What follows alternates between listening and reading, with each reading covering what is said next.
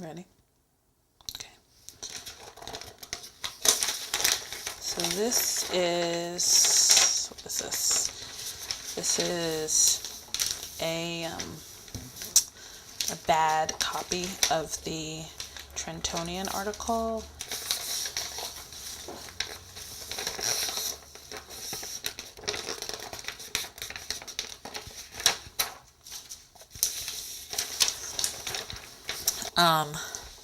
And this is from my dad's, this is a copy of my dad's article, his essay that he wrote. That's his really illegible handwriting. And yeah, it's called Paying Dues.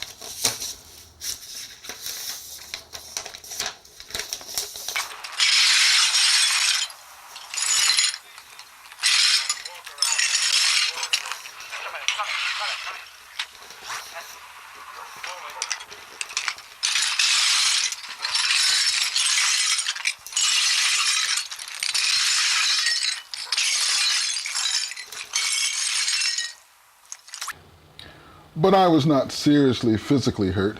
Scratches on my back, bad back dragged across the street with broken glass in my shirt, dirtying my fucking seersucker sport coat. All to protect my white Dodge Dart with red vinyl upholstery and an expired inspection sticker. On that days, niggas died. Bullets crushed bone. Hot metal lodged in black, pink flesh. Violating the flesh, the bloods. The Trentonian front page the next day ran my story with byline under a picture of another bloodied blood who may have died but remained misidentified. Did rag around his head. All I did was to misread. All I did was to be confused about my constituency. I felt stupid for several weeks. In a guilty fog waiting for everybody, every bloody body to yell out loud, "Nigga, what were you thinking about? You weren't thinking about." The boy done went to college and got his brain fried. Yeah, and there's a story about my car, which I think is important. What kind of car was it? It was a white Dodge Dart.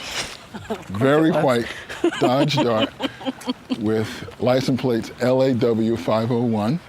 I always remember that. Law 501, right? Jesus, in red. And the inspection sticker had run out. Right. That day, I had planned to leave work early and go get my car inspected. Right. Instead, Spencer says, "Look, man, you got to go to Newark and do this thing." I wasn't going to tell him, "Man, I can't do this great assignment because, you know, I'm trifling and I didn't get my car inspected like I was supposed to." So I said, "Okay," and I jumped in my car.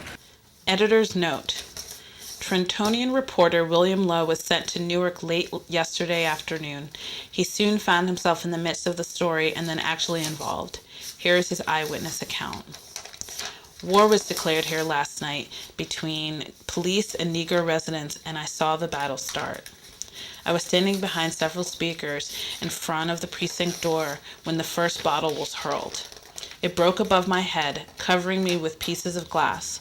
I moved across the street with the crowd as they barraged the building and demolished a police car parked nearby before the enemy appeared. 20 minutes after the first assault, dozens of policemen rushed screaming from the building, dressed in riot helmets and wielding clubs indiscriminately. As policemen chased the residents into the apartment complex across the street, I started down the street toward my car. I never made it. Several policemen, suspecting that I was an enemy, stopped me and told me to move along. As I tried to explain that I was a Trentonian reporter, one of them grabbed me by the arm and struck me on the leg with his club. As I fell to the ground, still trying to get my press card out, the other two beat me about the arms and body. When they paused for breath, I managed to extract my wallet and get out the press card. I showed it to them as they loomed over me. "Don't show me anything. It's not important," said the cop, as he started hitting me again. Okay. So I got this thing working. I am shooting your back. Can you pull up your sweater? Just pull it up, all right. Tell me when it's enough. That's enough. It's enough, okay. Okay, I got it. It's kind of funny. For some reason in my mind, they went farther up, but they are right in the middle. Oh, okay. Do you... There were crowds of people over here who some people said they were from the nation, some other people said they were Black Panthers, some other people said they were the so-and-so Liberation Army of the 20th century. All these different sets of people, right? And primarily it was quiet from about maybe 1 or 2 o'clock in the afternoon until the riot finally happened at 5 or 6. Police, I discovered later, from all over the city poured into this precinct. If somebody plays 5 different trombone players, and this whole blindfold test, you can recognize who that is. That's valuable, but to me that's not necessarily getting to the music. A lot of that has to do with memory.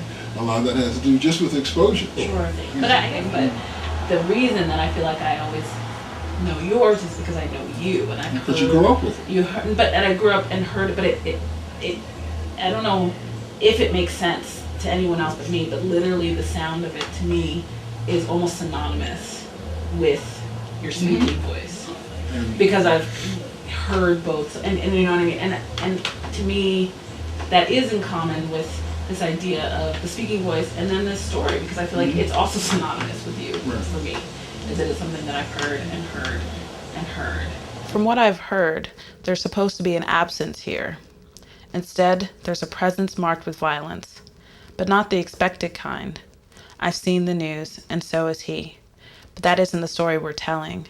The news reports have it wrong. In July 1967, a young Black man saw the cops start a riot. Against all odds, he lived to tell the tale. He becomes my father all the time, every day, every year that we tell the tale together. This isn't a news story. This isn't even a surprising story. This is hardly even a unique story. This is just barely an important story, but for the telling. So I'm in Naima's room. I'm in this space that has all of these images from a time way back in 1967 when I was involved in much more than I really thought I knew what I could do. So what's important for me now is that Naima's my daughter, and she's got all these things on her wall, all these pictures and all these newspaper clippings and all these images of a time, and what do I get to give her? What do I get to give back? I can't leave her a corporation because I don't have that. I can't leave her a lot of money because I don't have that. And I really don't even need to leave her any of this information because she can get that. Once upon a time, a brave young man wasn't a superhero. This mild-mannered reporter didn't have a cape, and he couldn't fly away. What is his secret identity? Father or Black man? I positioned myself behind the people who were talking. So they were standing, they came out of the precinct, they were standing on the steps, as politicians do. They're standing on the steps introducing so-and-so and so-and-so. And I positioned myself behind them. So if anybody had ever taken a picture of that, what you would see in the picture of this press conference, and it must exist someplace, because there were a lot of cameras there, is the people giving the press conference and Bill Lowe standing behind. I positioned myself there for a number of reasons. Number one, I could hear what they were saying for the press conference, but I also, because I knew that what was going on, there's all this behind the scenes stuff that was happening. Mm-hmm. So I wanted to be able to hear that. I wanted to hear what the mayor was really telling this guy to say. Mm-hmm. I also kind of wanted to get a little bit into this police station. I wanted to get in there because this place was just filling up with, I didn't know what was going on. Because they weren't talking about that. I mean, that's not dumb, man. You're like 20, like... Yeah, well, I was naive. I thought I was 21 and... Yeah, I thought I was going to do the thing, right? So they got so now there's more and more people, and there are people coming back from work now. So it's later in the afternoon, it's like 4 or 5 o'clock. And these people made these statements about the guy's not dead, we're going to produce him later or tomorrow, and here's so-and-so who's your new captain. And it got real quiet. And all of a sudden, I don't know who it was, somebody said, bullshit. And next thing I knew, next thing all of us knew, is that somebody threw a bottle. That's why I kept saying about this brother selling these sodas. Somebody threw a bottle, and it threw a bottle up at the press conference. Yeah, that's in all the reports. All of it, right. So this bottle, couple bottles, they hit the back of the, they hit the door, and it exploded. I mean, it wasn't a bomb, but it shattered. And I got glass because I was standing right next to the door.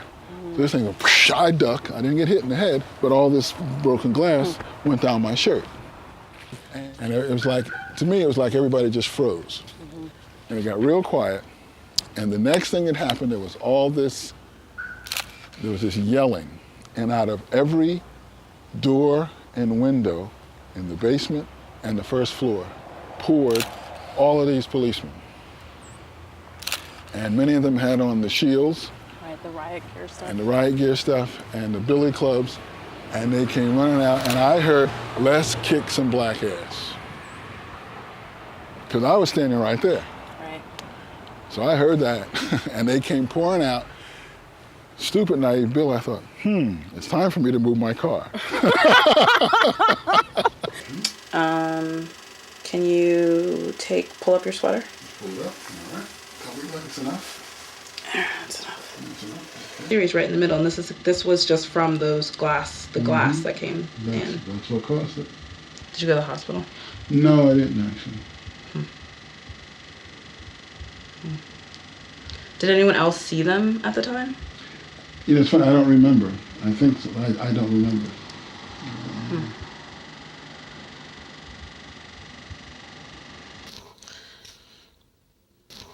Everything in this room is green and brown. The carpet is pea green.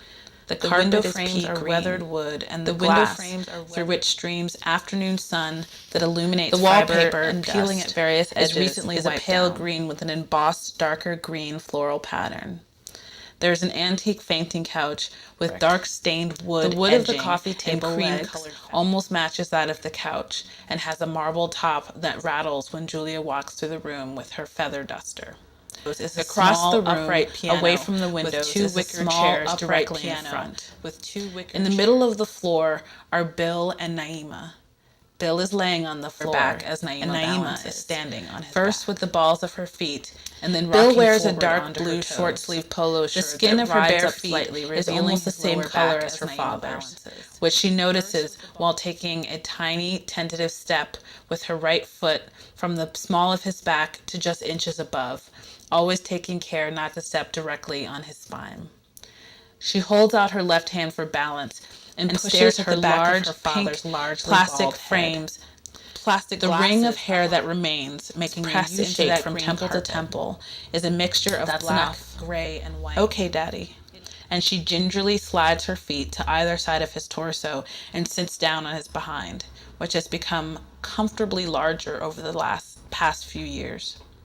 You're almost too big for this. I'm almost 6. Yes, you are.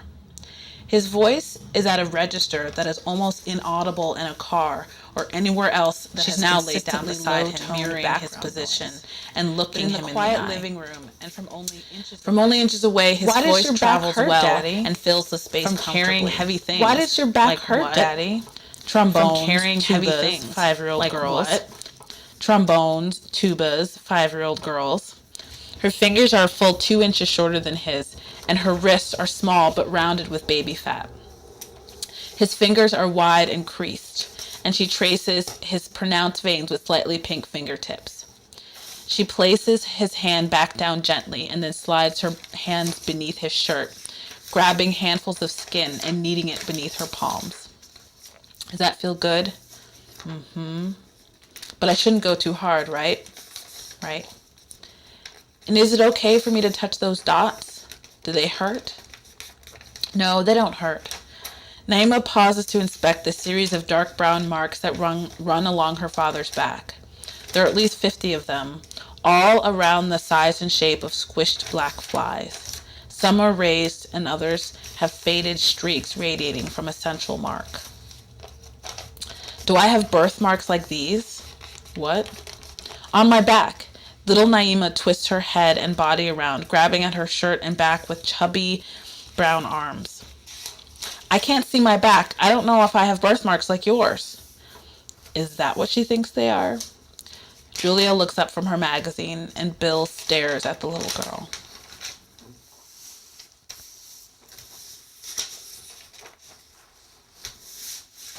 There we go. It's kind of green. Well, you're in. Oh, it's my sweater. Oh, let's see. There they are. Looks like a constellation. Yeah. Yeah. They're just like a small cluster. Just a cluster of scars, yeah. It's just a series right in the middle. This was just from the glass that came. Yeah. And then from the... Have you, I remember you told me that, have you seen, like, did anyone take pictures, or did you see them, like, through a mirror at all, or how well? I've seen them a couple times. I don't look at them a lot. I've seen them before. I haven't seen them for a long time. It's not something that I have as a sort of regular part of my consciousness. Oh, my scars, let me go look at them. I know they're there, and but it's not something that I look at all the time. Or anybody else for that matter. So I'm here in Naima's shrine to July 1967, long before she was born, and perhaps in a way around the time that I was born as a grown person, involved in some things in Newark, New Jersey, and here many years later in 2005, we're in Philadelphia, where Naima, the grown person, is causing me to try to remember what all this meant to me, to help her figure out what it means to her, which helps me figure out what all that means to me, because that's all I have to give her. The water is poisoned. I know it, he knows it, my mother knows it, my sisters know it. We only talk about it in certain company. Shh. We don't want the neighbors to think we're paranoid, but seriously, lock all the doors. There are a few other kids on the block who know about the poison water, but I'm sure we'd all been told the same things by our parents. It's best only to talk about these things in metaphors, metered rhymes, and complex leaves of sheet music.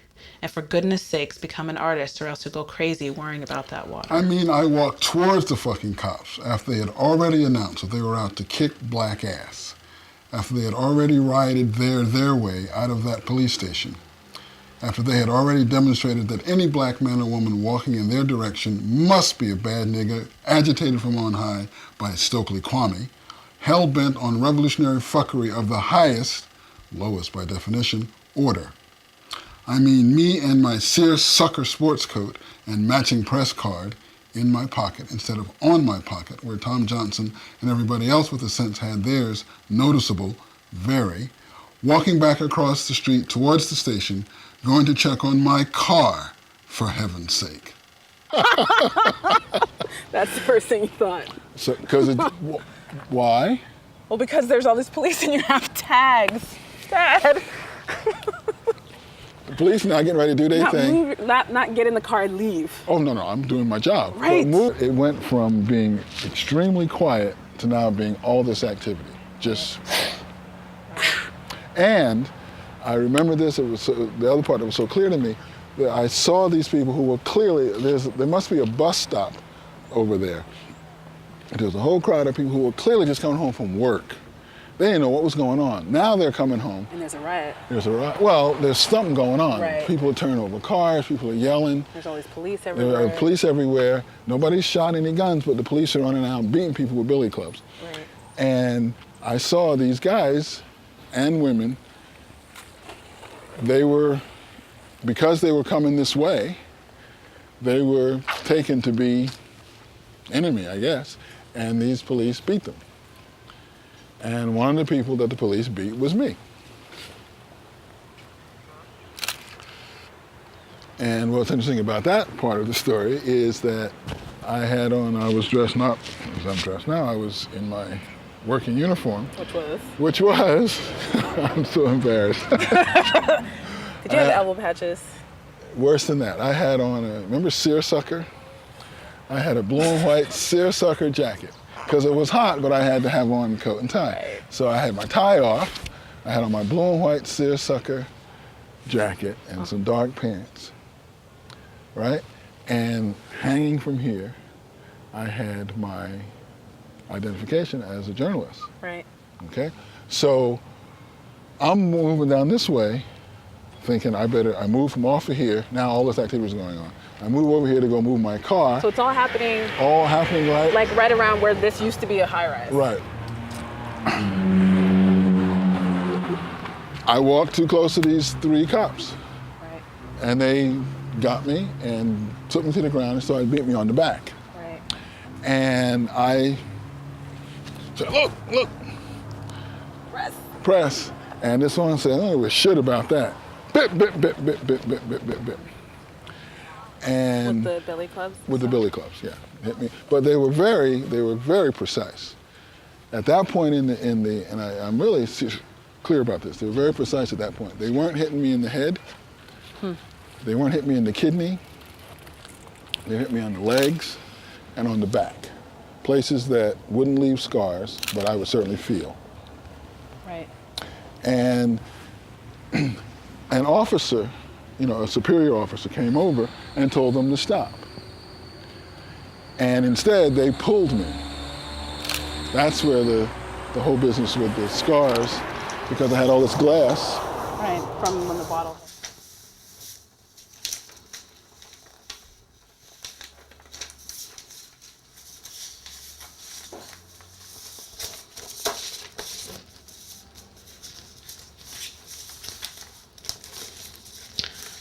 I've only ever seen pictures in my head, and generally, I'm not a visual person.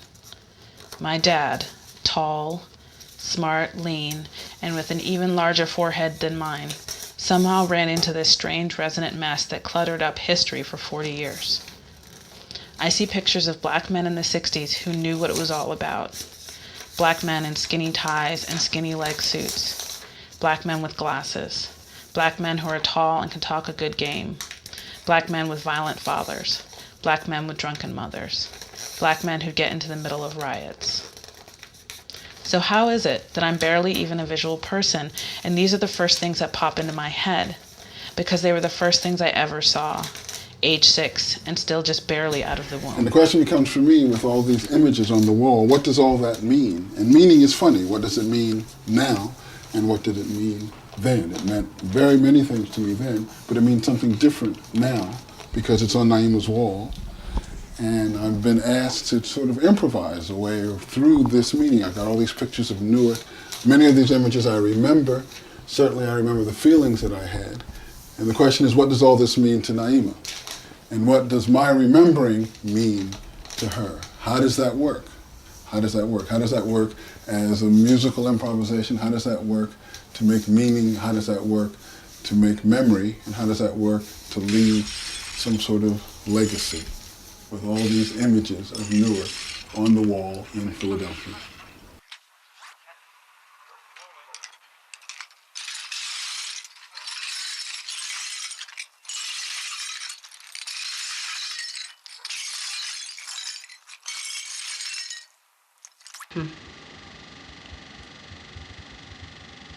They're still there? Yeah, they're definitely still there. I mean, I guess it's funny because I feel like I can realize how it was that I would have thought of them as birth. I mean, they look like scars, but they mostly look like spots. Mm-hmm. They don't, and they're not raised like to the touch at all. So they're not really keloids, they're just scars. They're just dark. Mm-hmm. They look like dark spots.